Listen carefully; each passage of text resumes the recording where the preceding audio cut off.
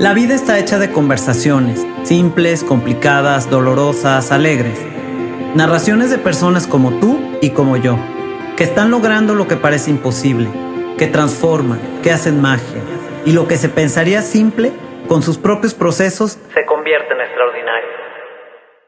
Hola, ¿cómo estás? Hoy vamos a tener una conversación en la que Lourdes nos va a hablar y dar herramientas para ayudar a sanar las heridas del abuso sexual infantil. Lourdes es psicóloga por el ITESO, es licenciada en psicología, por el ITESO, instructora certificada por Inner Kids, tomó diferentes cursos con diversos expertos en neurociencias, emociones y prácticas contemplativas como la doctora Eva Ekman, el doctor Richard Davison y el doctor Alan Wallace del 2012 al 2016. Es egresada de la maestría de sexualidad y equidad de género por la UMEP, estudiante de filosofía y psicología budista tibetana, y también se recibió en Plena Atención, tan simple como respirar, impartido por la doctora Susan Kaiser Greenland, fundadora del proyecto Inner Kids, y Mindfulness Together, Guadalajara, además de tener el PET exam de la Universidad de Cambridge, etcétera, etcétera, etcétera, y tiene un currículum grandísimo que no lo voy a decir todo porque se nos va a ir aquí toda la hora, pero es una mujer muy preparada que hoy viene a compartirnos sus conocimientos y sobre todo a darnos herramientas para tratar de comprender este tema tan complejo, tan difícil y que duele y hiere, pero que sí hay la esperanza de que se puede salir adelante a pesar de haberlo sufrido.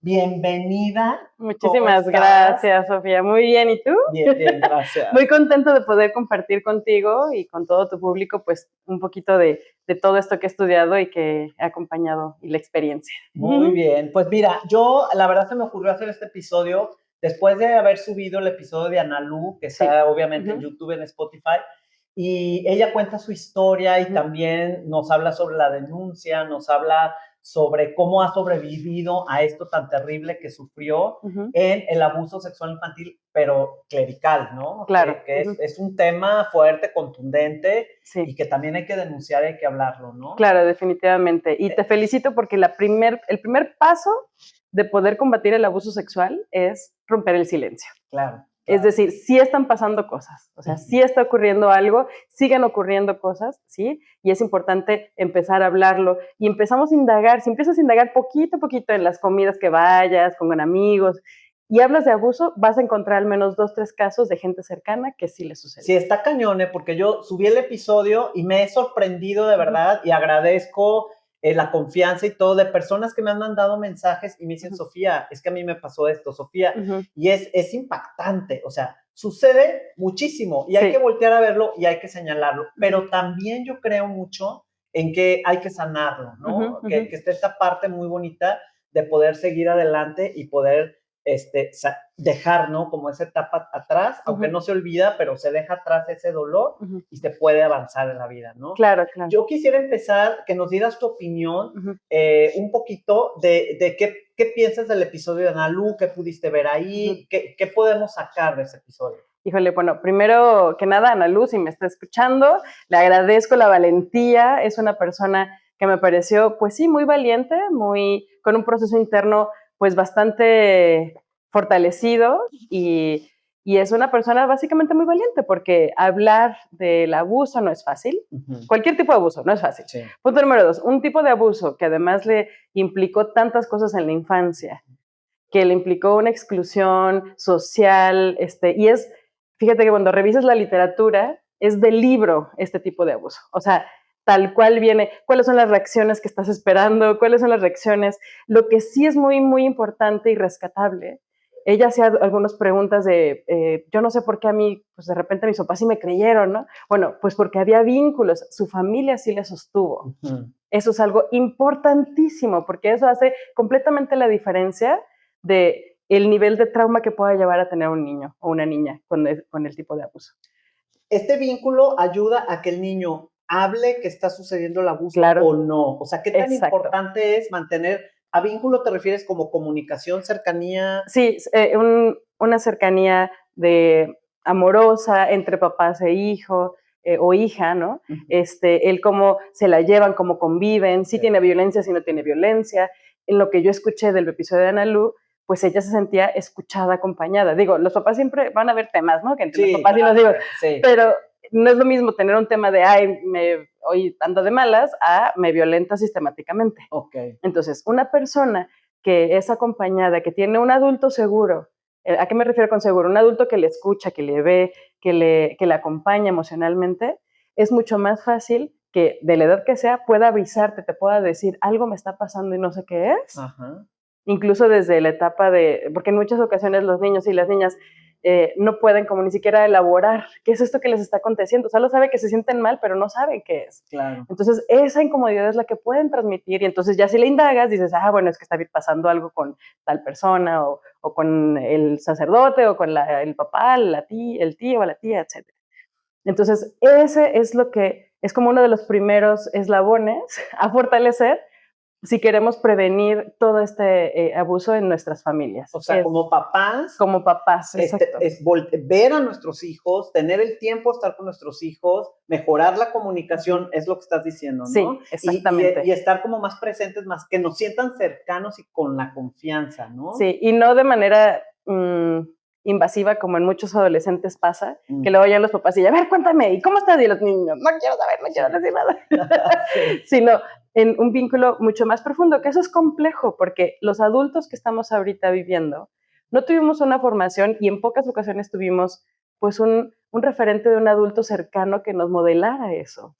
Entonces, eso también ayuda a que sistemáticamente, socialmente, el abuso sea tan posible y probable, porque somos un montón de adultos que ni conectamos ni contactamos con nosotras ni nosotros mismos.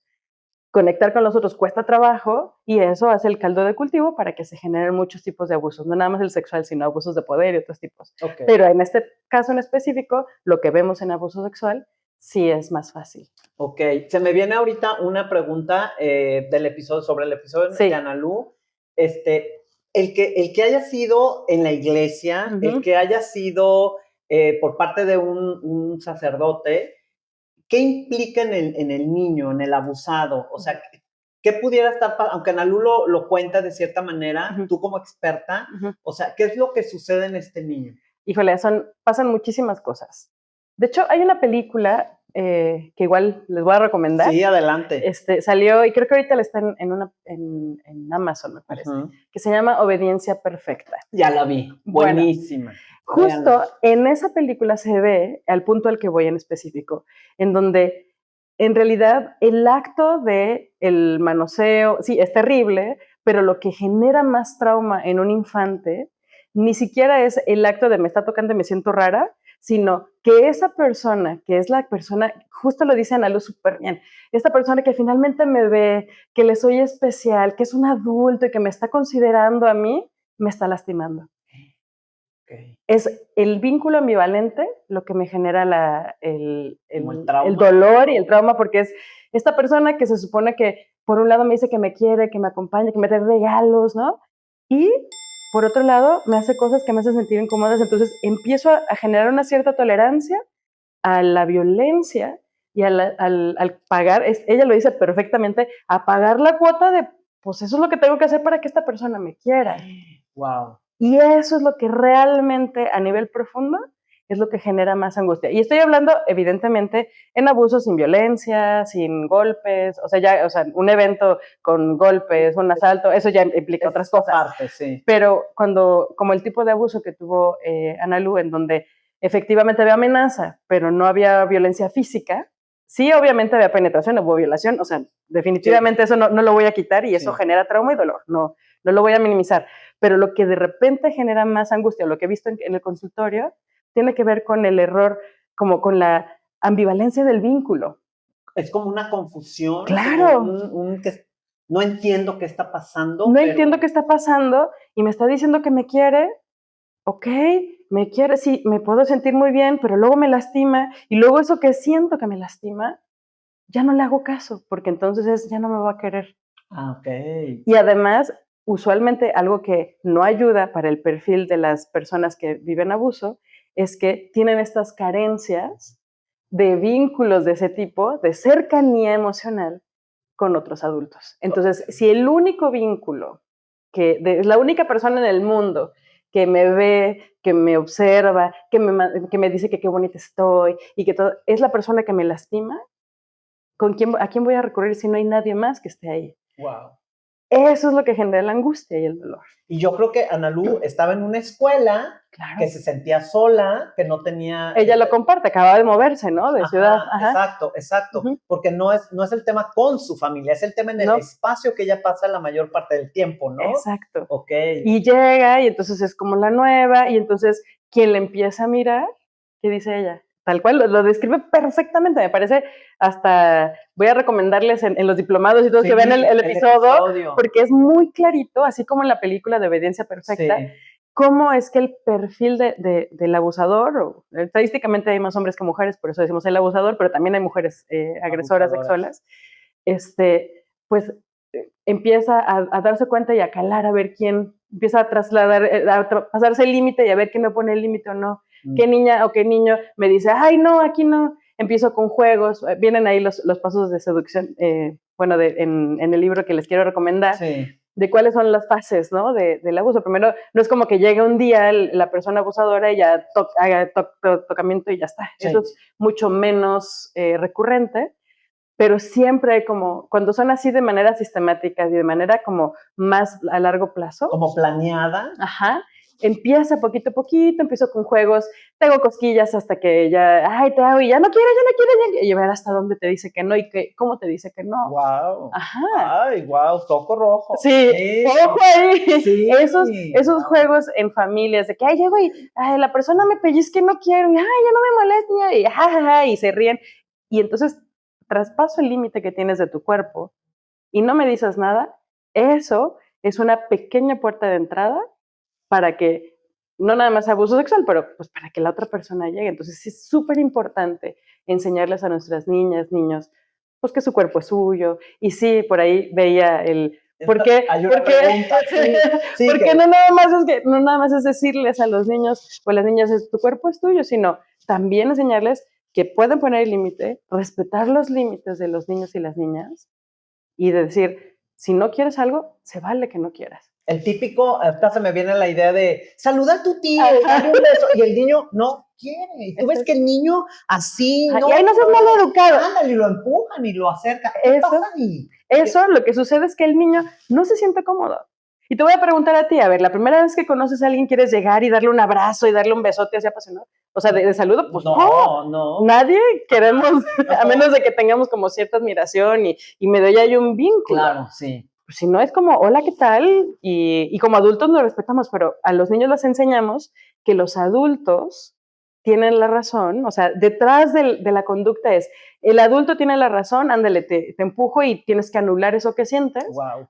Para entonces, y eso es justo el caldo de cultivo, es la predisposición para cualquier abuso. ¡Wow! ¡Qué importante! Porque además, ahorita se me ocurre otra pregunta en este tema del saludo a los familiares o a los conocidos, porque a lo mejor es un tío que ves frecuentemente, pero el niño no se siente, no quiere saludarlo, aunque lo conozca, aunque ha estado en su casa. ¿Podría ser una señal de alarma? Claro. Sí, bueno, pero no, o sea, tampoco vamos a generalizar que todos los niños que no quieren saludar es porque fueron abusados, pero sí hay que observar mucho. Voy a hablar ahorita de las señales específicas de alarma, pero sí que el niño cuando regresas de casa, tengo pacientes que al regresar de la casa donde estaba el abuelo, el primo, la tía, decían, es que ya no quiero volver a casa de fulanito. ¿Por qué? Pues es que no quiero. Y cuando vamos a la casa de fulanita, no quiero, mamá, es que hago el berrinche y me lo llevo a fuerzas. Y entonces, más bien hay que preguntar, ¿por qué no quieres ir? Que hay algo que te haga sentir incómodo, cuéntame. Y de repente tendemos a minimizar lo que las niñas y niños sienten. No validamos eso que sienten. Y lo tenemos inmerso en la cultura, en la cultura de obediencia, donde buscamos que los niños bien y mal portados se dividen entre quien me obedece y no me obedece, no quien me pregunta, no cultivar el pensamiento crítico, sino usted chiquillo cállese y siéntese. Y eso, claro que hace que las infancias, las niñas, niños y todas las infancias, pues como que en vez de que digan, a ver, esto que siento vale, pues mejor me quedo callada y hago lo que me dicen. Ajá. El problema es que a veces esa persona que te dice que hagas lo que quieras es un pederasta. Es un pederasta. Hay una diferencia entre un abuso clerical y un abuso dentro del círculo familiar, sí, o de claro. un amigo, un conocido, etcétera. Sí, definitivamente. Lo que hemos visto, eso sí, estadísticamente, sí es que la mayoría de los casos, 75% de los casos, es de una persona familiar, sí, y no tanto en la iglesia, pero los abusos que son clericales, los que son respaldados de una institución, es que el tema de la iglesia tiene muchos aristas. Pero vamos... Primero lo primero. Sí. El tema clerical es más doloroso en muchos aspectos porque te lo hace una persona que de entrada se supone, en teoría, que está promoviendo valores de unión, de amor, de compasión, etcétera, y que no está siendo coherente. Uno. Dos, está siendo un líder social de alguna otra manera, y entonces de manera natural tiene que manejar el poder que le está otorgando a la gente. Wow. Y esa persona, y usualmente las personas agresoras son personas que buscan el poder, el reconocimiento. Okay. Son médicos, sacerdotes, el maestro, el abuelo, el tío, el papá, esa persona que familiarmente tiene el reconocimiento, eso. Eso es una parte, pero el que tengas un respaldo institucional para que sistemáticamente hagas una y otra vez el acto de daño, eso para mí no tiene sentido, o sea, tiene como un agravante mucho mayor. Y ha pasado en iglesias, en escuelas, incluso pasa dentro de la familia, cuando en vez de respaldar a la víctima, dicen respaldan al abusador. ¿Pasa más veces eso? Sí. Que respaldar a la víctima, y eso es gravísimo. Eso es gravísimo porque es permitir que siga sucediendo. Por eso empecé diciéndote, romper el silencio es lo más importante. Es lo que más cuesta trabajo.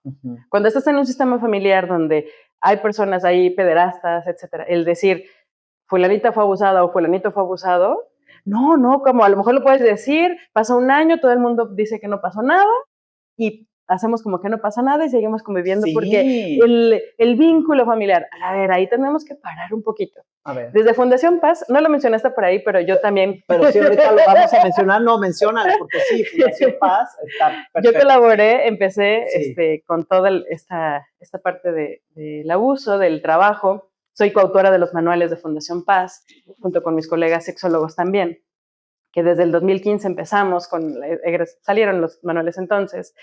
Pues vamos justo describiendo cuál es el perfil del agresor, cuál es el perfil, un poquito, qué podemos ver en las víctimas. Entonces sí les quiero sugerir, ahorita me voy a evitarme el comercial. Sí, porque es importante, la verdad. Sí, y viene todas estas preguntas que tú me hiciste, las respuestas vienen aquí. Ok.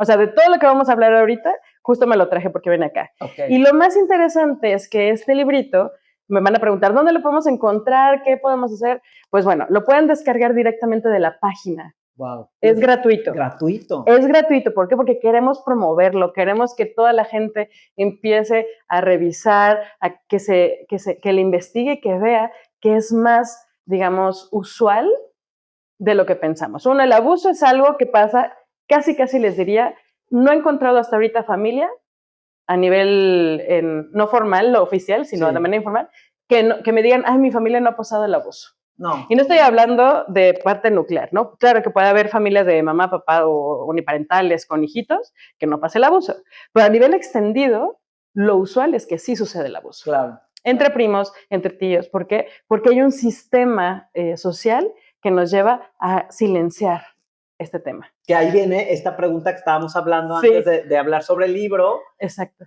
¿Por qué tendemos o sea, por qué le damos tanta importancia a disque mantener? Porque en realidad está fracturada y rota la familia por el abuso. Claro. Pero encubrimos en este secreto y que no se sepa y que no señalemos porque, como lo dice Analu también en el episodio, o sea, la familia, o sea, wow. Es que ¿qué pasa aquí? Hay toda una creencia falsa de que la familia tiene que ir primero detrás de la dignidad humana. Wow. Ojo con lo que estoy diciendo. Sí, eso es importante, es importante. Hay una creencia, parte tiene que ver con las creencias religiosas que nos han inculcado. Sí. Yo soy muy respetuosa de todas las religiones. Sí. Creo que en todas podemos encontrar cosas maravillosas y cosas no tan buenas, pero lo hablo como un sistema cultural judeocristiano. No estoy en contra ni de la Virgencita, ni de Jesús, nada de esto, pero sí de las instituciones que al ejecutar, que están hechas básicamente por personas, empiezan a manejar el poder de una manera en la que generan cierto control. La familia, la parte, no sé si sabías, eso me lo enseñó Juan Carlos, quien fue mi maestro en la maestría, la familia viene de famela, me parece que es griego, que significa mis esclavos. Tómala, ¿de verdad? Revísenlo. Wow. Entonces, cuando hablamos, y tú sabes que la unión, digo, no quiero quitarle el romanticismo del matrimonio y toda esa parte pero bueno, nos hemos empezado a rejuntar, o a juntar con las personas que queremos por amor desde hace muy poquito tiempo, hacia acá, en el último siglo para acá, ni siquiera, y a veces no. Sí. Pero entonces, ha sido más un sistema de control social. Cuando empieza la propiedad privada, empiezan los matrimonios por escrito. Y no porque estuviera Romeo y Julieta y que se quisieran casar y quisieran formalizar su matrimonio, sino porque realmente necesitaban decir, bueno, esta tierra es de fulanito, estos son los caballos, y la mujer, pues agréguenla con el matrimonio, ¿no? Firmaban eso. Entonces, el poder social, sí hay una cuestión social histórica que respalda el que cierta persona dentro del sistema familiar tenga el poder económico, etc. Entonces, si vemos esta historia detrás de bambalinas de todo lo que vemos de la parte histórica, ahorita sí, claro, nos venden la familia lo más importante, y sí, y creo que es algo importante a cultivar, nuestros vínculos cercanos, no estoy en contra de la familia, pero sí revisar. Cuando hay una circunstancia de ese tipo. Exacto, cuando hay una circunstancia de dolor, ya sea abuso sexual, adicciones, que también pasa muchísimo, violencia en general, todo eso, pues lo primero está la dignidad humana. Wow. ¿Y qué sucede? Nos dicen, no, cállate, mejor hay que pasar la Navidad re bien. Yo te diría, imagínate lo que pasa con este niñito, esta niñita, que sus papás le dicen, ay, no pasó, que fue abusado, que fue violado por la persona, y le dicen, no, mejor ve y pasa Navidad con esa persona, porque aquí todo está bien. El mensaje que le estamos dando y que le estamos dando es más dañino de decir, claro, pues es que te violaron, pero no pasa nada, mira, vamos a Navidad y ahí está tu agresor, muy bien, hay que convivir todos. Eso es enloquecedor. Y a eso es donde estamos cayendo. Sí. Entonces, ojo, si yo sé que alguien me lastima y me hace daño, tengo que tomar distancia. Alejarte. Claro. Exacto. Y entonces van a llegar la gente alrededor, no, pero es que fíjate que sí, ay, es que mira cómo le vas a... lo primero que tenemos que hacer es poner a salvo a la víctima. Y eso es súper importante. Revisar, atender. Y por otro lado, tenemos que cuidar mucho porque luego lo que pasó con Ana Lu, empieza a hablar finalmente. Ella comienza a decirlo de manera súper poética, incluso de que empecé a brincar y las salas, híjole, o sea, yo estaba llorando. Sí, yo también. Cuando escuché, dije, no inventes, claro, pues claro que esa niñita, su cuerpo, claro que le estaba diciendo, o sea, brinca, habla, di esto que te está lastimando. Su familia finalmente, o sea, le escucha. Claro que en muchas ocasiones las mamás o los papás, la gente cercana, que es bien complejo que una niña en su momento que vive el abuso lo diga. Sí, por lo general no se dice. Sí, o se bloquea, ¿no? Y si lo dice, sí, ahorita vamos a hablar del bloqueo. Pero, y si lo dice, es súper importante que las personas alrededor estén súper alertas para saber qué decir y qué hacer. Esa era otra pregunta que tenía. A ver, vamos. ¿Qué hago? Bueno, primero, escucho. Escucho, agradezco la valentía de habérmelo dicho. O sea, le dices gracias que me lo dijiste. Oye, gracias. Esto que me estás diciendo es súper delicado y me preocupa cómo estás tú. Antes de, ¿por qué no me dijiste? ¿Cómo ibas vestida? Seguro porque pasa, es que tú lo provocaste. Todas estas cosas terribles y juicios que solo revictimizan a la víctima. En este caso, la mamá de Ana Lu, sí, le escuchó, le indicó. La verdad es que ahí la heroína fue también parte de la mamá. Te lo juro, o sea, tener esa, que se haya contenido, esa inteligencia emocional. De decir, ¿cómo? ¿Cuándo? O sea, pero estás hablando de una persona que pudo regularse, pudo observar, cuidar a su hija y decidir. Sí. No siempre pasa eso. No, usualmente, creo que nunca, ¿eh? Casi creo nunca. Que ni yo lo hubiera hecho, ¿eh? Yo soy muy impulsivo. No, yo voy, sí, no. Sí, es complejo. Sí, es complejo. Escucho, acompaño y canalizo. Uh-huh. Escucho, agradezco, acompaño y canalizo. Eso es como la formulita, ¿no? Sí. Pero usualmente las mamás no tienen esta regulación. Entonces, ¿qué sucede? Pues entonces, uno, o le convenzo a mi hija porque me duele tanto, porque la mayoría de las mujeres o los hombres tenemos historiales de abuso. Sí. Entonces, me recuerda qué pasa con mi abuso y entonces me bloqueo y mejor no hago nada y prefiero que no haga nada. Ajá. Y prefiero decir, no pasa nada porque no puedo hacerle frente, no tengo el recurso emocional para hacerle frente a eso que me está pasando y que le está pasando a mi hija. Por eso es tan importante sanarlo, ¿no? Claro, claro, bien. claro. Punto número 2, escucho, y si en el sistema social, imaginemos que ya finalmente sí logró hablar la niña, el niño, habla con la mamá, van y lo denuncian, y toda la parte alrededor señala a esa persona. Sí. Y le señala no en el qué valiente, mira, le aplauden, sino es, no, tú eres y he tenido muchos casos desgraciadamente en consulta, de que de repente también lo que genera más angustia y lo que genera más dolor del abuso, sí es el abusador, definitivamente el momento, el tema del trauma que te decía del vínculo, pero también lo que sucede después, que la gente alrededor te voltea, te señala. Como el caso de Ana Lu. Exacto. Fue terrible. Y entonces es como, tú generas el bullying y pues claro, tienes intentos de suicidio, tienes, una serie de cosas. ¿Por qué? Pues porque la sociedad alrededor no sostiene eso que estás diciendo del dolor. No saben qué hacer. Y está basado en la mera ignorancia, Sofía. En la mera ignorancia de que no sabemos qué hacer.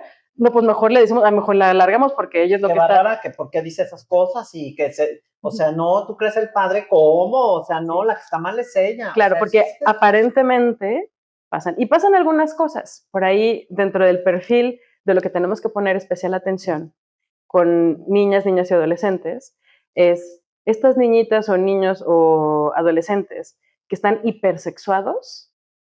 El otro día me llega a consulta una niñita de 4 años, que un niñito de 4 años, tal cual llegó y le metió sus deditos a su vulva. Ajá.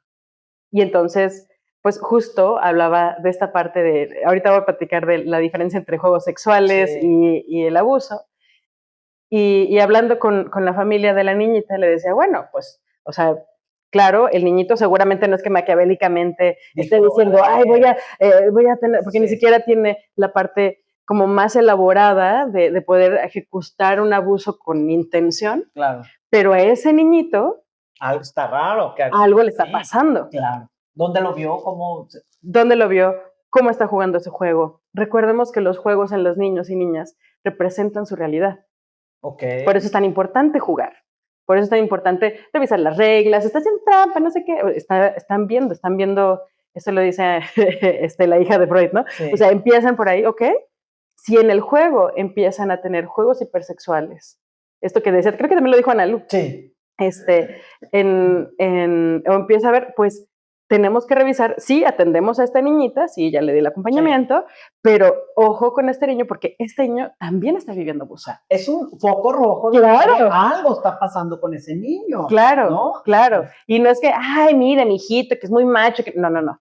A los 4 años de edad no tiene por qué estar jugando, ni introduciendo, ni penetrando. Ajá, claro. Claro, hay juegos sexuales, ¿en qué aspecto? Los juegos sexuales, esto que te comentaba, son cosas que se dan de la exploración natural entre las niñas y niños, en donde pues juegan y pueden mostrarse sus genitales. Hay un caso de un preescolar donde los niñitos empiezan a jugar, se quitan la ropa porque les da calor. Ellos no vieron esa parte erótica de, uy, me voy a desnudar. No. Los adultos son los que interpretaron. Se quitan la ropa, están jugando. No es como que se estén mostrando así de que, mira, toca mi pene, no, simplemente están jugando, jajaja, llegan los adultos y se infartan, ¿no? Ajá. ¿Por qué hay niños desnudos? No, pónganse la ropa, ya tendremos que acompañar a esos niñitos a decirles, bueno, hay partes privadas públicas, y en este espacio público no puedes mostrar tus genitales por distintas cosas, eso se educa, ¿no? Sí. Pero eso es diferente, cuando un juego sexual es un juego, es consensuado. ¿A qué voy con consensuado?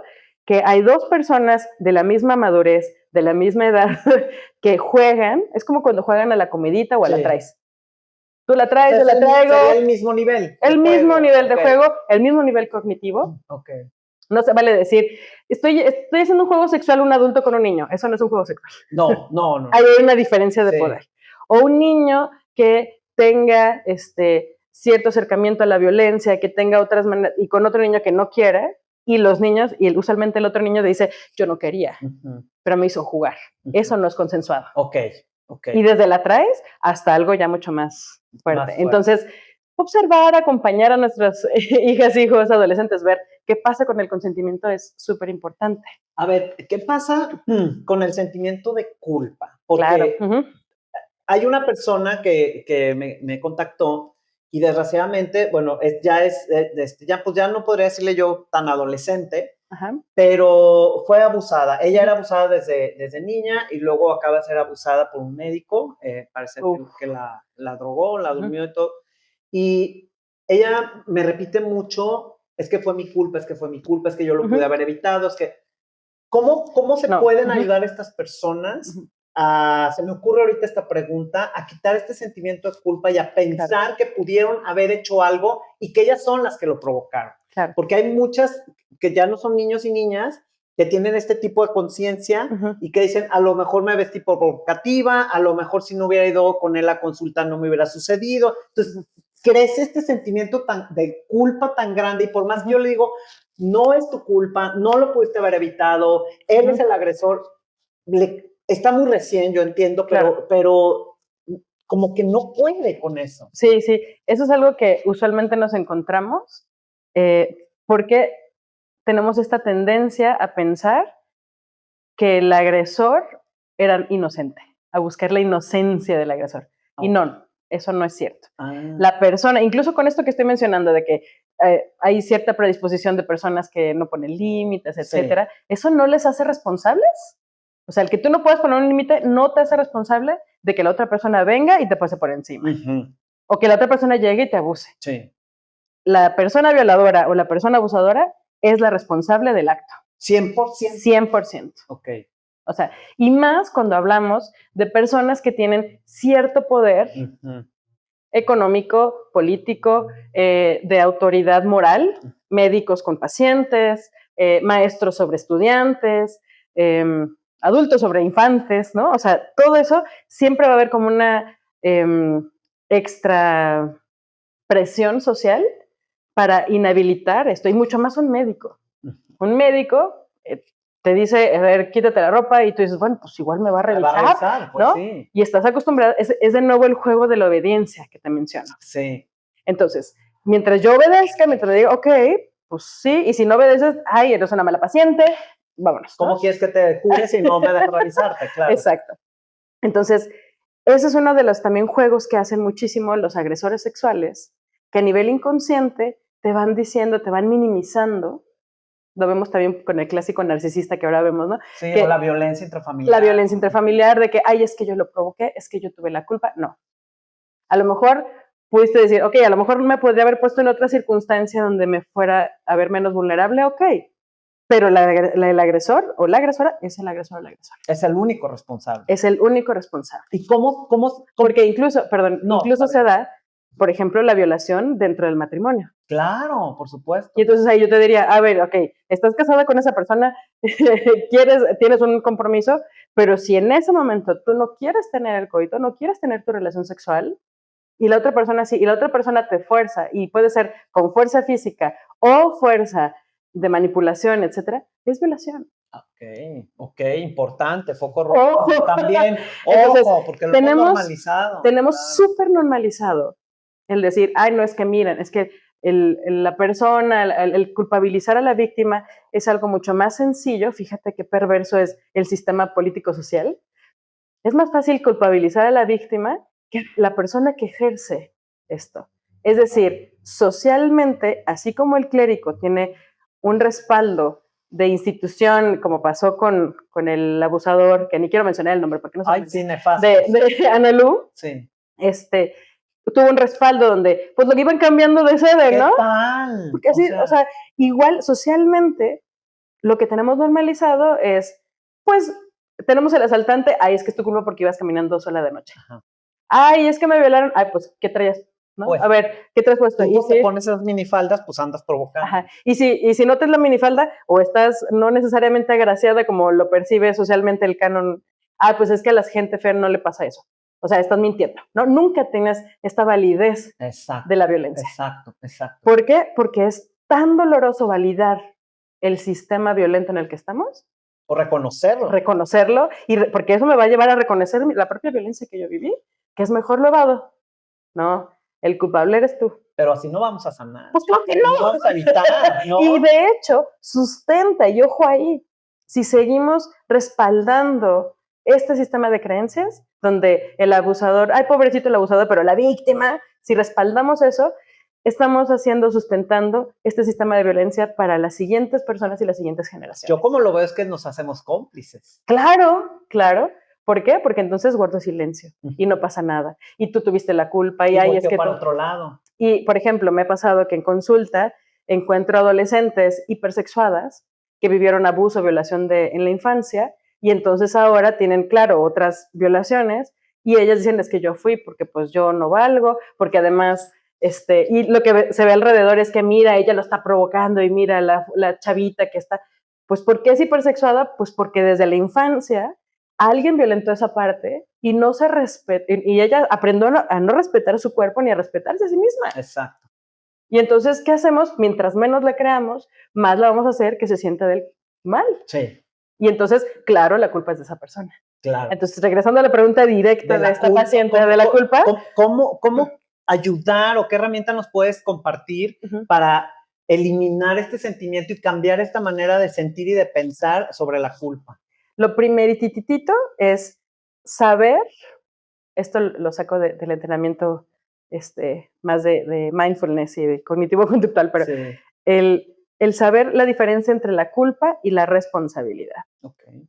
La culpa no te sirve más que para sentirte mal. Sí. Nada más para eso. Solo para eso.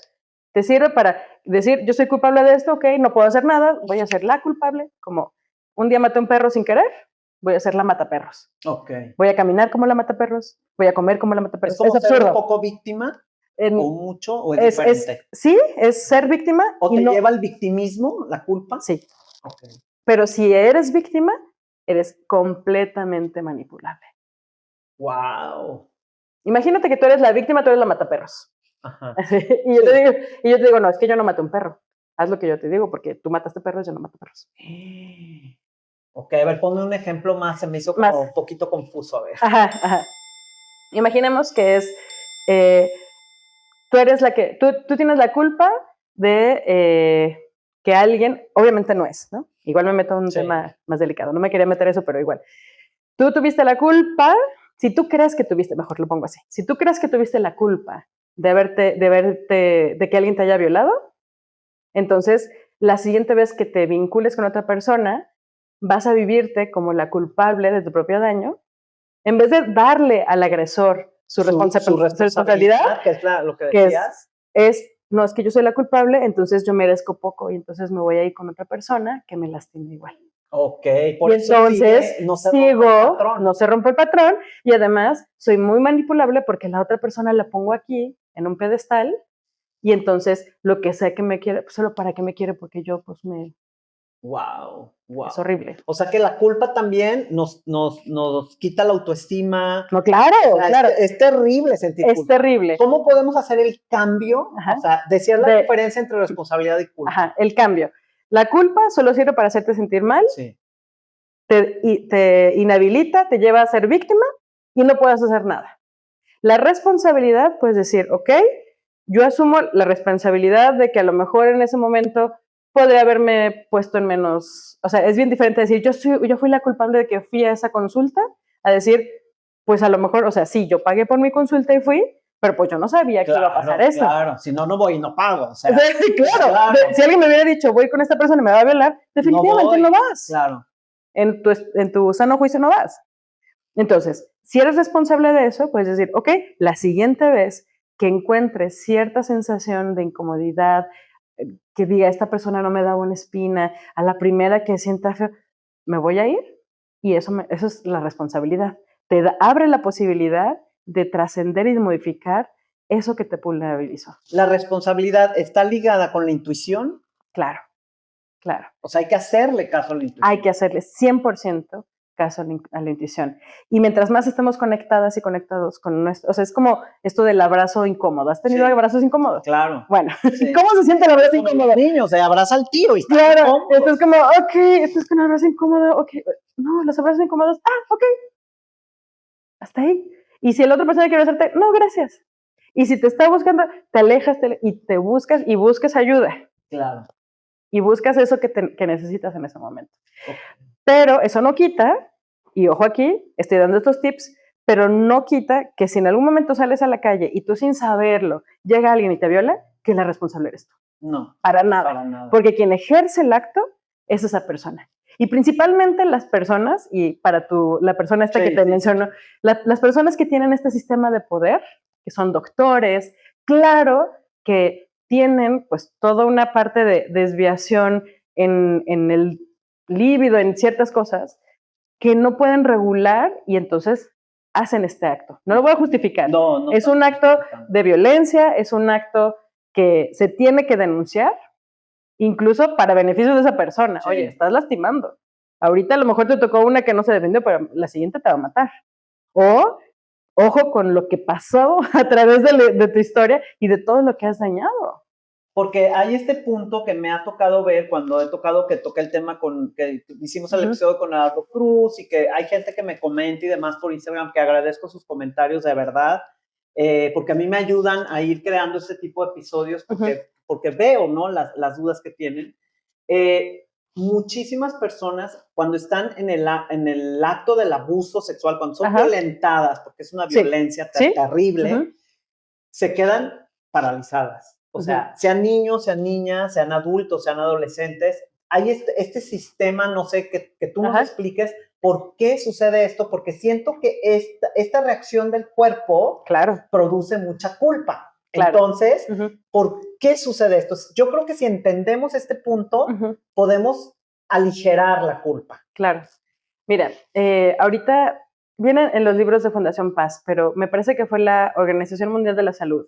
Mencionó que el abuso sexual es el tercer como evento más traumático que alguien puede vivir. 1 es, me parece, la guerra. 2 tiene que ver con secuestro. Y 3 tiene que ver con el abuso. Okay. Entonces, si me preguntas, hay alguien que fue a la guerra, y la diferencia de estos es que quien fue a la guerra regresa y todo el mundo le aplaude y le acompaña. Es el héroe y le incluye, oye, pues ahí hay hasta sistemas sociales que acompañan en Estados Unidos principalmente, ¿no? Que sabes que hay, pues, muchísimos trastornos después de ir a la guerra. Alguien que vivió secuestro, no manches, la apapachas, la acompañas, ok. Pero alguien que vivió abuso, ¿qué? Se excluye, no lo dejamos hablar. Hasta le hacen el fuchi. Claro. Lo ven claro, sí. O acentúan su nuevo estatus, ¿no? Ay, es la que ya sabe, con los niñitos pasa mucho eso. Si algún niño o una niña fue violada y se sabe, uy, no, ella, no te juntes, mijito, me he encontrado horriblemente mamás, no te juntes, mijito, con ella porque ella sabe cosas que tú no tienes que saber.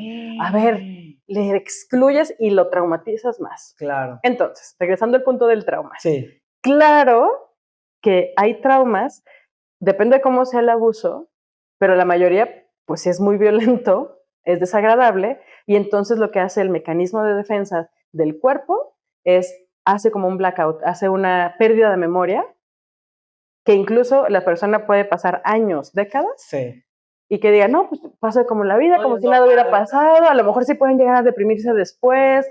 ¿Por qué? Porque es un mecanismo de defensa del cuerpo y de la psique para no lidiar con eso que no puedo. Porque hay mucho reclamo ¿y por qué se esperó 30 años ¿y por qué está diciendo esto ahorita? ¿Y por qué no dijo luego pues porque lo bloqueó? Y aunque, imagínate que a lo mejor no lo bloqueas, aún así no lo puedes decir. Aún así puede pasar años y es algo tan íntimo y tan doloroso que no es como que, ay, me manché el zapato. No es tan simple. No. Estás hablando de un daño profundo, terrible, que no se lo quieres, ni quieres que sea cierto siquiera. No quieres ni creer lo que te pasó. No quieres ni creer qué pasó. Eso lo vemos también, por ejemplo, con las mujeres que son violentadas. La primera vez que el esposo o su pareja les violenta, al día siguiente dicen, pues es que yo no quería creer que eso había pasado, yo quería pensar que era un sueño y quería pensar que era la única vez y no iba a pasar. Claro, porque hay una negación profunda, porque es tan doloroso que no quiero. Okay. Entonces, ojo, si una persona, así sea, hace 30 años te comparte, oye, eso me pasó, hay que escuchar, agradecer, acompañar y canalizar. Primero, revisamos, o sea, cuando a mí me llega al consultorio o cualquier persona que me ha pasado, que les platico que me dedico en el consultorio o que soy sexóloga, que trabajo el tema, siempre sale alguien, oye, es que yo viví abuso, oye, es que... Entonces, lo primero es poner en salvo, o sea, saber que la persona va a estar a salvo. Oye, ¿quién, cómo, cuándo? Porque te quiero cuidar. Sí. Oye, no, pues fíjate que es mi padrastro y que lo voy a ver ahorita en la noche. A ver, ¿segura que quieres ir? Con esto que me acabas de comentar, podemos ir a la policía, revisamos a alguien. Si no quieres ir a la policía a denunciar, que ese es otro tema. Otro tema, sí. Usualmente la gente no denuncia. Sí. ¿Por qué? Porque hay una revictimización. Cada vez estamos un poquito mejor. Pero despacito, pero ahí vamos. Despacito, pero ahí vamos. Sí. Algo bueno es que, al menos aquí en Jalisco, si denuncias, o sea, lo que había de un rango para hacer una denuncia de abuso sexual era como de 20 a 30 años después, o sea, si tú hoy te violentaron sexualmente en la infancia y en 20 años te acuerdas y tienes el empoderamiento para ir a denunciar, lo puedes hacer, pero lo que hicieron fue alargar este punto hasta 50 años. Es decir, tienes el rango de posibilidad. Sí. Si legalmente la ley te dice, tienes de 1 a 50 años, bueno, de 0 a 50 años para denunciar tu abuso, imagínate, o sea, lo traumático que debe de ser para que una persona pueda empezar a hablarlo. Sí. Y estamos hablando de que nuestras leyes no siempre son lo más eficientes. No, pero si ahora ya lo estamos logrando, que el sistema judicial dice, bueno, está tan fuerte, ok, esperemos 50 años. Sí, gracias, porque luego, cuando antes de que sucediera esto, que alguien se atrevía a denunciar y que iba a la policía, ay, no, ya prescribió tu caso. O sea, después de que pasa este proceso de poder hablarlo y denunciarlo, pues no se puede hacer nada. O sea, terrible, ¿no? Eso pensando que el sistema judicial haga su chamba, que sabemos que no siempre sucede acá, y que de repente puedes llevar a la víctima ahí recién violada, casi se le está saliendo el semen, y ay, no, es que no hay pruebas, ¿no? Entonces, ¿cómo es posible? Sí, porque aquí ahorita, perdón que te interrumpa, se me viene, volviendo con Analu, esta impotencia, claro. O sea, esta impotencia de que el agresor, porque desgraciadamente ya murió hace poco, nunca recibió justicia. O sea, todas estas víctimas que hay, que son miles, millones, que tienen este sentimiento de impotencia, que creo debe ser dolorosísimo. No, claro. ¿Qué se hace con la impotencia? ¿Cómo se puede sanar esa parte de este sentimiento de impotencia, de que el agresor, tú sepas que no está recibiendo, tú no estás recibiendo justicia y derecho por parte, o sea, que se le dé a ese agresor su merecido, no sé. Siempre, bueno, mi primera sugerencia es primero, pues buscar la justicia directa, ¿no? Sí. O sea, igual si ya se murió tu agresor o la persona que te agredió, pues, ¿qué haces con todo esto? Promover y buscar y hacer que se transforme. Ya, tu agresor son todos los agresores sexuales. Okay. Entonces, ¿qué pasa? Te dedicas a estos temas. Ok. Porque, por ejemplo, en el caso, voy a generalizar, de una chavita que es abusada por un familiar cercano, dentro, en el núcleo, valga la redundancia familiar, que no se le ha castigado, que como tú dijiste, lo sigue viendo en las reuniones, o sabe que sus papás o sus tíos lo siguen aceptando y sigue siendo parte de la familia. Y como si nada pasara. Hay este sentimiento de impotencia en la víctima. Claro. ¿Cómo puede esta víctima sobreponerse o sanar este sentimiento de impotencia? Porque yo me imagino que cada vez que se entera de esto o ve a esta persona o todo, pues hay un dolor y la herida ha de doler horrible. Claro, primero sí es importantísimo romper el silencio dentro de la familia. Okay. ¿Eso implica que haya una ruptura familiar? Sí, pero si se tiene que romper la familia para que haya coherencia emocional, que se rompa. Claro, yo estoy de acuerdo, o sea, totalmente. Que la dignidad de la familia, al menos, porque mira, si hay una persona agresora, si hay un pederasta en la familia y tú eres una de las víctimas, seguramente no vas a ser la única. Ok. 1. Punto número 2. O sea, si convives con un pederasta es porque hay seguramente a alguien más le tocó el asunto. Okay. Entonces, 1, ya sea que, como cuando jugabas a la traes de niña, y dices, 1, 2, 3 por mí. Y te estás tocando. Estás tocando, pero llegas a la base y dices, 1, 2, 3 por mí, por todas mis amigas. Sí. Imagínate que esa persona pederasta va a tocar a tus hijos o va a tocar a tus primas, va a tocar a la gente que quieres. Sí, no. Entonces, te agarras de la mayor fuerza que puedas. Obviamente, lo mejor es, primero, sí o sí, es acompañamiento terapéutico. Sí. O sea, estoy hablándote ya después. Sí. Imaginemos que ya tienes un acompañamiento. Sí, pero que ya empiezas. El pederasta sigue ahí. Sigue alrededor del pederasta. Entonces, como si nada. Uno, haces tu estatus claro de, a ver, yo no voy, o te alejas, pero dices por qué te alejas. Sí. No nada más, como si nada me desaparezca. No. Que eso pasaba antes en las familias. Sí. Desaparecían y, pues, ¿quién sabe qué pasó, verdad? Pues ya ni la vemos. Pues ya ni lo vemos y nunca viene. A ver, pero pues algo de haber pasado. Sí. No de la nada se separa la gente. Claro. Entonces, y no se separa por una, porque me serviste algo mal de comer, sino por algo ya más trascendente. Sí. Entonces, uno, dices el estatus. A ver, querida familia, sí. pasó esto. Ustedes decidan que, o sea, no obligarles a vénganse conmigo. O sea, esto sucedió, yo no voy a tolerar estar con una persona que es agresora sexual.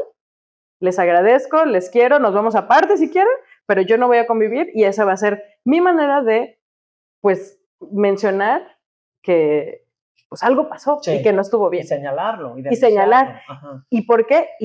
Porque esa persona fue la agresora. Ajá. Y si la gente es coherente y la gente te conoce, pues entonces, si tiene cierto sentido, que no siempre lo tienen, pero sentido común, pues va a acompañarte, arroparte y entonces va a buscar tener espacios contigo. Ajá. Pero sí me ha tocado muchísimo que la familia dice, no, pero es que pobrecito, porque entonces ya está viejito el abuelo. No, pobrecito no.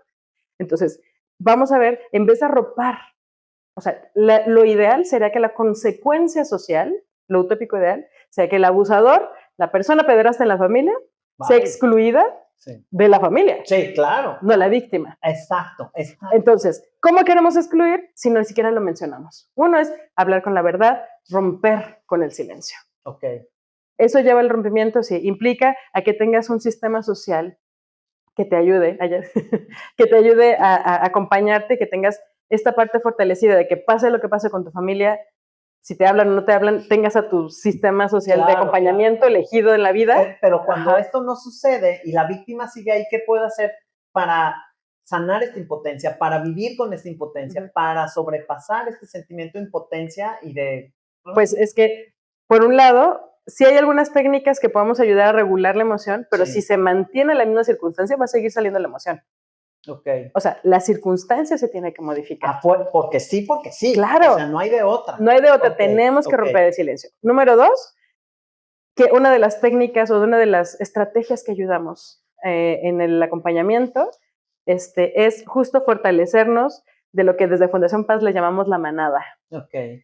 Es esas personas que te quieren, te cuidan y te acompañan. Okay. A veces son la familia, no siempre. A veces no, exacto. Entonces, busca tu manada, busca esta red de personas que te va a acompañar, que te quiere, que no importa lo que suceda, o sea, digamos, incondicionables, que te van a querer acompañar. Y a veces son personas, familias de sangre y a veces no, y está bien. Busca tu propia red que te acompaña, porque la familia no siempre va a acompañarte en eso. Okay. Damos por sentado de que pues es mi primo, mi prima, no me va a robar dinero o no me va a lastimar. Pues sí pasa. Sí pasa, y sigue pasando. Y sigue pasando. Real. Entonces, tendremos que, decir, eso está pasando, y va a haber muchísima resistencia. Al principio, los primeros años van a decir, ay, sí, cierto, y te acompañan, y luego, ay, pero es que lo extraño. Pues sí, pero también le toca. La consecuencia de la ambivalencia del vínculo es del agresor, no de la víctima. Ok. Tendré que ser al revés. Sí, claro. Y usualmente quien habla es como, no, mejor que se callen, no, mejor que eso nos lleva al control específico. ¿Por qué? Porque quien agrede es quien controla. Claro. A nivel familiar estoy hablando. Sí. También a nivel institucional y a nivel gubernamental, pero no me voy a meter en política. Okay. Pero el punto es que a nivel institucional, clericalmente hablando, pues quien está lastimando, quien habla, pues y te callo y te sobajo. ¿Qué es el secreto? O sea, ¿qué poder tiene el secreto? ¿Y qué le hace a la víctima el secreto? Por ejemplo, en el caso de Analu, ¿no? Que se ha mantenido por años están conteniendo, están guardando el secreto como institución, están protegiendo. O sea, ¿qué le hace esto a la víctima, el saber esto? Pues, por un lado, la víctima, el secreto lo que hace es encubre los malos manejos de un sistema. La víctima se vuelve tan peligrosa porque sabe la realidad de la institución. Claro. Entonces, la víctima puede acompañarse, empoderarse, y como lo hace Ana Lu, decir, esta persona me abusó, no soy la única, esto aquí, y darles, o sea, como tirarles todo el teatrito. Sí. Por eso es tan peligrosa. Pero ¿qué sucede? Mientras sigamos promoviendo el silencio de este tipo de temas, como dices, nos volvemos no necesariamente cómplices al 100, pero sí dejamos que se perpetúe el control social sobre ese abuso en específico. Es decir, si en mi familia yo tengo, no sé, a una persona pederasta y hago como si nada hubiera pasado, de manera, no estoy agrediendo, no estoy violentando físicamente, pero sí estoy haciendo que ese abuso no se hable, no se sane, se perpetúe, y además estoy ayudándole, en esa parte sí me convierto cómplice, al abusador a que vuelva a abusar a otra persona de mi familia. Claro. A ver, una pregunta. ¿Nos puedes dar como unos puntos que nosotros podamos observar en los niños para sospechar que está sufriendo de abuso? Claro. Lo primeritito específicamente es el cambio de conducta. Mi niñito, mi niñita, es una lucecita, está brincando, todo el tiempo está contento, y al día siguiente, ¡pum!, se apaga.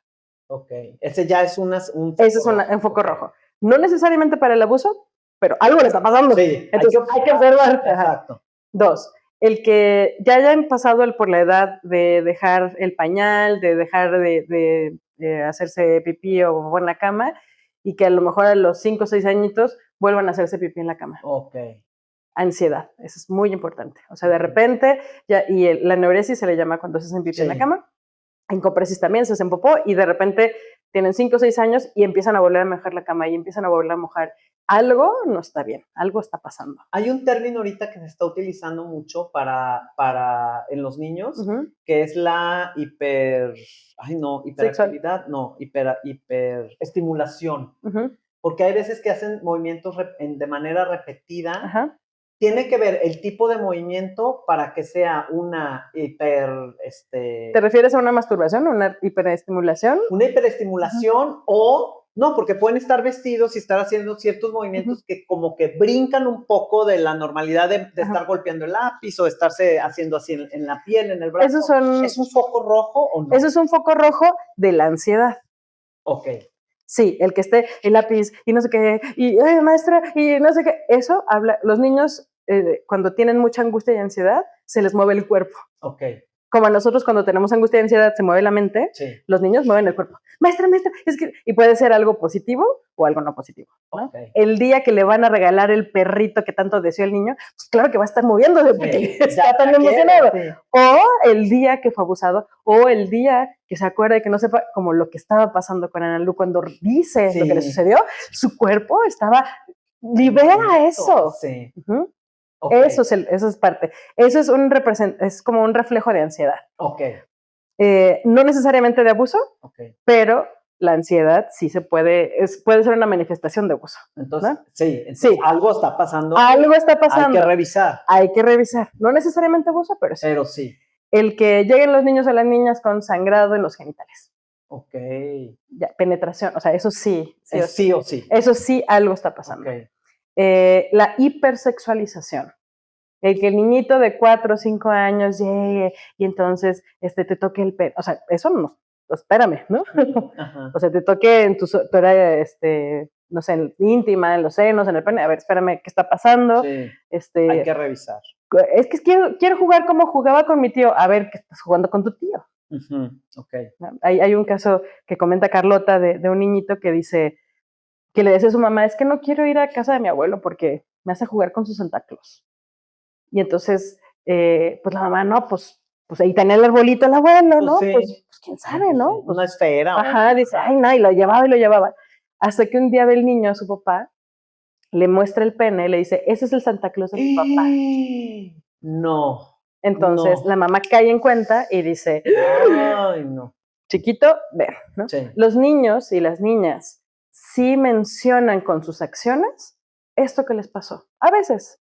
En la mejor de las, o sea, no, de los casos, cuando no hay un trauma tan grande, sí, por ahí otro pacientito que sí, su familiar, no voy a mencionar por cuestiones de confidencialidad, sí le penetró el ano y entonces de repente van al súper y el niñito de los maniquíes empezó a picarle a los maniquíes. Entonces la mamá se le queda viendo y le dice, oye, ¿qué está pasando? O sea, ¿qué estás jugando? ¿No? Pero sin regañarle, porque la primera cosa era como, ¡ay, muchacho, deje eso!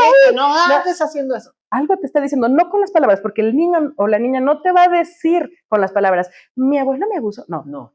Va a mencionarlo con el cuerpo. Y va a buscar distintas alternativas para decirlo. Ojo, claro. Observen a sus hijos. Dibujos. Claro, ¿sí? En los dibujos luego tienes que preguntarles a los niños y a las niñas, ¿qué significa esto? Porque luego de repente sí puedes ver tú cosas que realmente son otra cosa, ¿no? Exacto. Entonces, que te lo describan. Eso, pero no es determinante necesariamente los dibujos. Es mucho más determinante la conducta. La conducta. ¿Qué pasó? Es que fulanito me hizo así en mi ano. A ver, ¿cómo? Y pues resulta que el fulanito tenía mucho más edad que él, pues ya, consulta, ¿no? ¿Qué tan importante es hablar con los hijos con los nombres correctos de las partes de nuestro cuerpo? No, es súper importante. ¿Por qué? Súper importante, porque es poder mencionar, o sea, no sé si a ti te educaron de esa manera, a mí no necesariamente. No, mi tampoco. Bueno, pues tienes a tus manos, los dedos de los pies, el cabello y tus cositas, ¿no? Ajá, sí. ¿Cuáles cositas? ¿Cuáles cositas? Ni siquiera, algo que no puedes nombrar, ni siquiera lo puedes ver o lo puedes sentir. Entonces, claro, eso le suma la confusión. ¿Por qué tantos años, y eso es a nivel político, por qué tantos años en México no se pudo meter el tema de educación sexual? Porque las personas que somos ignorantes somos los manipulables. Es cierto. Entonces, ¿por qué en educación sexual? El conocimiento te da poder. Entonces, me parece que fue en el 45 por ahí, Narciso Bassols quiso meter en México un programa nacional de educación sexual y le dijeron el frente de la familia, no, ¿sabes qué? No podemos porque eso se ve en casa. En Suiza se hizo lo mismo, nos llevan casi 100 años de adelanto. En México se mete la educación sexual, es decir, y no es una educación efectiva, pero al menos habla de penes y vaginas en las escuelas hasta 1985. Estamos hablando que, y se habla porque viene la pandemia del VIH-Sida. No porque haya dicho el gobierno mexicano, vamos a. Claro, entonces estamos en un país en donde hablar simplemente de vulva, ovarios, clítoris, pene, testículos, es como, no digas eso. Me han llegado a consulta niños y adolescentes que me dicen, Lulu, es que pues en la escuela dije pene y me regañaron, que porque eso no se dice. Como una mala palabra, como si fuera una ofensa, no pues sé. Como, a ver, depende, ¿cómo lo dijiste? No, pues lo dije en mi clase de biología y les dije, esto se llama pene. No, entonces eso no, o sea, no es lo mismo decir pene a la mitad de la clase, exacto. Que es impertinente a decir, esto se llama así. Claro. Entonces, es súper importante llamarle las cosas como son. Si es abuso, es abuso. Si es pene, es pene. Si es vagina, es vagina. Todo tal, claritamente como es. Ok. Bueno, por cuestiones de tiempo, desgraciadamente, pero si es necesario hacer otro episodio, hacemos otro episodio. Mucho gusto. Si ustedes tienen más dudas, mándenme DM por Instagram y con muchísimo gusto armamos otro episodio.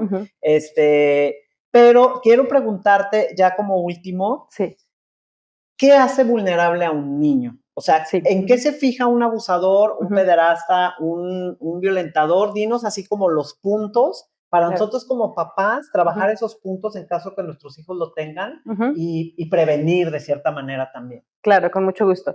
Bueno, quiero decir primero que nada que todo esto viene así tal cual en los manuales de Fundación Paz. Pásamelo para mostrarlo otra vez. Ubíquenlo, es gratuito, lo pueden descargar. Muy importante lectura, yo creo. Te metes a Fundación Paz con S, no con Z. Sí, con S. .org, viene manuales. Este es el de Faro, este es para maestros y maestras, pero el escáner es para mamás y papás. Yo les sugeriría el escáner y cualquiera de los dos puede funcionar muy bien. viene aquí todo desarrollado, cuál es el perfil de la persona agresora, el perfil de lo que hace más vulnerable a un niño o a una niña, el tipo de educación que tenga el infante, eso es bien importante. Okay. Una educación que sea autoritaria, que sea de obediencia, de, cállate niño, no, tú no opinas y yo adulto opino todo, eso le vulnerabiliza. Okay. Porque el niño aprende de manera inconsciente a, me tengo que callar, lo tengo que decir, tengo que obedecer. Lo permito. Lo permito. Incluso no me hago caso, no le hago caso a mi cuerpo, tengo que hacer lo que tengo que hacer. Ok. Ojo ahí, uno. Ojo. Punto número 2, niñas y niños que tengan carencias afectivas. ¿A qué me refiero? Que no tengan un adulto o que tengan pocos adultos que les acompañen, que les vean, que les conversen, que les den amor, cariño. Okay. Las niñas y niños que son violentados físicamente en casa son mucho más vulnerables a buscar desesperadamente un adulto que les acompañe. Si eres un adulto ético, increíble. Si no eres un adulto ético y eres un pederasta, ahí es donde se agarra. Ajá. Okay. El que no ponga límites. Y sí, en la mayoría de las ocasiones, las niñas o niños que son violentados en casa, eso es uno de los predispositores, es un pasito antes de que haya abuso, o si no es que ya hubo abuso dentro de casa. Okay. Porque al nivel, acordemos que el abuso también es un tema de poder dentro del sistema familiar. Ok, bueno, entonces, muy bien. Eso, en términos generales podré decirles eso. Y también hay un semáforo en el escáner donde vienen características, donde puedes evaluar a tu familia. Ah, qué bien. Está interesante revisar. Sí. Uno, las familias que ya tuvieron abuso sexual, no necesariamente directamente de los padres, pero ya eso es un foco rojo porque ya hay una indefensión aprendida. Ok. De manera inconsciente. Inconsciente. Entonces, de entrada, eso ya es un foco rojo. Sí. Más que el niño o la niña, revísense ustedes, revisemos los sistemas familiares donde estamos, cómo estamos. El que no pongamos límites, el que no nos defendamos, el que no enfrentemos el conflicto, eso ayuda a que la persona nos abuse sexual o no sexualmente. Okay. Y eso, de manera inconsciente, le transmitimos a nuestras hijas e hijos. Ok. Hay una manera, ya como última pregunta, sí. Tengo 200, pero ¿hay alguna manera de identificar, o sea, yo sé que viene en el manual, pero sí. Habrá gente que elija no bajarlo, desgraciadamente, pero quisiera que se quedara aquí en el episodio, de identificar, ¿hay características de alguien que es un pederasta, un abusador o no hay? Sí, sí hay. Sí hay en el... No es como una fórmula, eso es lo único que no está lindo, claro. Pero usualmente son personas que tienen poder moral, que ejercen poder político o que tienen un puesto de mucho reconocimiento, ya sea social o dentro de la familia. Son personas que son súper como, y eso está difícil porque pues o eres una muy buena persona o quieres encubrir. Sí. Ajá. Usualmente también viven o buscan tener mucha cercanía ante niños, niñas y adolescentes. Ok. Eso también. Buscan puestos de la maestra, el maestro, de influencia, porque de ahí empiezan a generar ese gozo de abusar desde ese punto. Entonces, por ahí empieza. Entonces, es ambiguo lo que te estoy diciendo, ¿sí? Me encantaría decirte, sí, hay esto, ¿no? Se comporta de esta manera o mira de esta manera. Pero la mayoría de los abusadores son personas que tienen mucho, que pueden llegar a tener tendencias narcisistas. Ok. Que pueden llegar a Que el narcisismo, resúmelo rapidísimo, así como en poquitas palabras para ubicar. El narcisismo, como lo hemos estado viendo muchísimo en redes por ahí, es una persona que primero te acompaña, le llaman el love bombing, o sea, te llena de regalos, una bomba de amor para que entonces le creas, estés ahí. Es encantador, seductor. Seductorcísimo, seductora, ¿no? O sea, puede llegar a ser así y después empieza como a retirarse, te empieza a generar angustia, empieza a manipular tras bambalinas. Wow, ok. Eso es todo eso es una, digamos, una característica en específico de la persona, no una tendencia narcisista. Todos y todas somos narcisistas desde la parte freudiana, hay una parte, ¿no? Sí. Pero no quiere decir que ejercitamos esa parte. Ok. ¿No? ¿Y qué otra cosita habría que ver para identificar a alguien que es abusador o pederasta? pues básicamente es esta persona que tiene como este punto social y usualmente es incoherente o te lleva a manipularte a que eso que estás reflejándole, o sea, si le estás diciendo, oye, como que creo que le hablaste medio feo, no, es tu percepción, o sea, no, regresa. Que te avienta. La responsabilidad. Una persona que es coherente te va a decir, híjole, a lo mejor sí la regué. Oye, perdón, gracias, o sea, gracias, no, sí, pues voy a cuidarlo y mira, y te das cuenta con sus acciones que pues que cambia, ¿no? Okay. Una persona que, sí, te manipula, no, es que mira, tú eres la que estás viendo mal y, o sea, empieza a manipular. Okay. Hay este tinte de manipulación importante. Ok.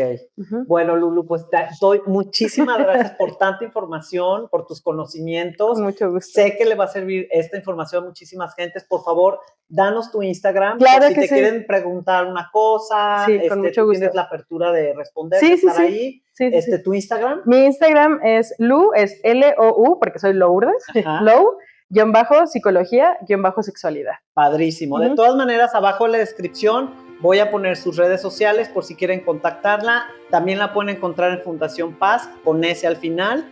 Y espero que este episodio les deje información valiosa, que puedan dar ese paso en su sanación, en su trascender y en liberarse, si en caso de que hayan sido víctimas de abuso, liberarse de esto, y en caso de que no, poder prevenirlo, voltearlo a ver y hablarlo. Si les gustó el episodio, denle like, suscríbanse, compártanlo y nos vemos en la próxima.